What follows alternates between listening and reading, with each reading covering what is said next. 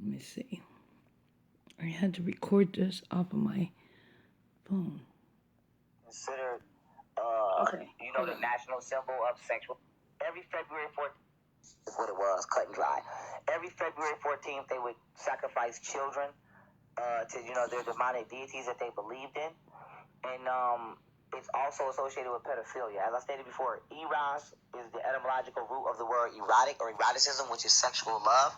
Eros is also a little boy deity in ancient Greece who was considered, the national symbol of sexual attraction because they was like the little boys. Eros' alleged mother is Aphrodite, who's a man, a transgender.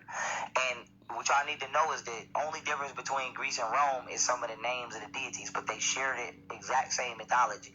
So Eros in Greece would be called Cupid in Rome. Aphrodite in Greece would be called Venus in Rome. But y'all gotta remember these are the same people.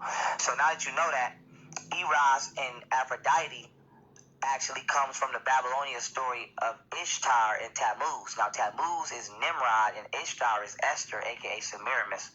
And so the story of Nimrod and Esther or Semiramis goes that Nimrod was a mighty hunter who used his bow and arrow on his own mother to make her fall in love with him. And, he had sex with his own mother. He got her pregnant. And that was the first origins of the Immaculate Conception because he didn't want to tell his army that he was having sex with his mother. And so Nimrod and Esther, aka Easter, you celebrate Easter, became Eros and Aphrodite. Eros and Aphrodite became Cupid and Venus, and Cupid and Venus became Virgin Mary and baby Jesus. And so the reason I'm bringing this up is because Valentine's Day is a hybrid holiday combined of symbolic to Lupercalia, as well as the celebration of Cupid and Venus, aka Nimrod, and Semiramis, aka Esther. And so this is why Cupid has the bow and arrow to symbolize Nimrod, who was a mighty hunter who used the bow and arrow on his own mother.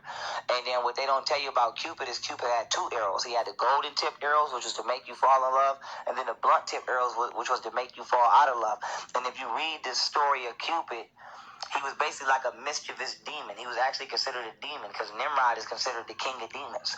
And what Cupid would do was for his own diabolical satisfaction, he would ruin people's relationships. So he might see you in a 10-year marriage or a 10-year relationship and come make you fall in love with your brother. And now you in incest, you know what I'm saying? Or this, that, and third. And if you look at the paintings of Cupid, whenever he's finna use the blunt tip arrow, he has the blindfolds on. And so Cupid, in ancient Greece and Rome, was used as an excuse for sexual deviancy. So a man might marry his cousin or marry his sister, and they say love is blind. And this is where that saying comes from, love is blind, because Cupid got the blindfolds on.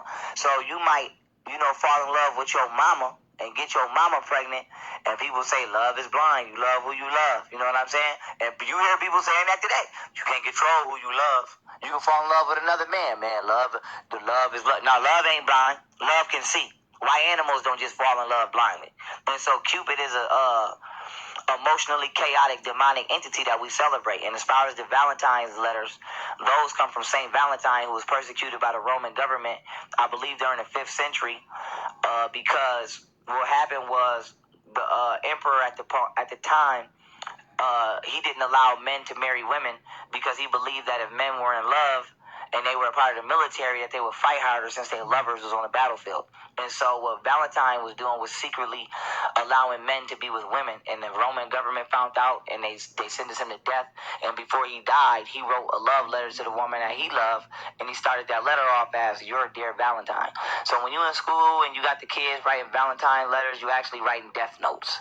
When you're celebrating Cupid, you're celebrating sexual deviancy, immorality, and pedophilia, because Cupid is a pedophile deity as well as an emotional deviant deity. The hearts are symbolic to I don't know if I'm saying it right, Baal or Baal, but y'all know I'm talking about Baal. Baal, aka Moloch, is another rendition of Lucifer, aka Satan. And when you look up the ancient Chaldean or Babylonian definition of Baal or Baal, it means sacred heart. And you always see Jesus posing with that heart. And so this is supposed to be like the heart of Lucifer. And you also see certain pictures of Satan with that heart. And so the Valentine's Day heart is symbolic to Baal by definition, who's another form of Satan. And so, you know, you're running around with the hearts on Valentine's Day representing Satan. And then a heart also looks like a butt, an anus. And so Valentine's Day is a very demonic holiday. It's a very pedophilic holiday. It's a very satanic holiday. It's a very sexually deviant holiday. And it also, you know, the roses for Valentine's Day are symbolic to death. Because when somebody dies, you give them roses. And so they remix it to make it seem like it's for love, but it's really for death. So you write a Valentine's Day card, aka a death letter, and then you give somebody roses, symbolizing that you just spiritually died. And so all of these holidays are rituals. I don't break them down because I'm bitter and I don't want people to be happy during the holiday season. I want people to know that if we want something to celebrate, we can celebrate. We can make something up. They made something up. We can make something up. So even if you don't want to celebrate in the correct honor of our ancestors, if we want to start fresh, we can do that too. But we need to know that what we are doing now, that's not it. And you are being spiritually hypocritical because you are partaking every day and every month in these different holiday celebrations and traditions that were not only made by people that slaughtered your ancestors, but are representative to the exact spiritual deities that you claim not to subscribe to, Lucifer being one of them. That was not my content. That was by a Young Pharaoh, but I had to borrow a device to record it off of my phone.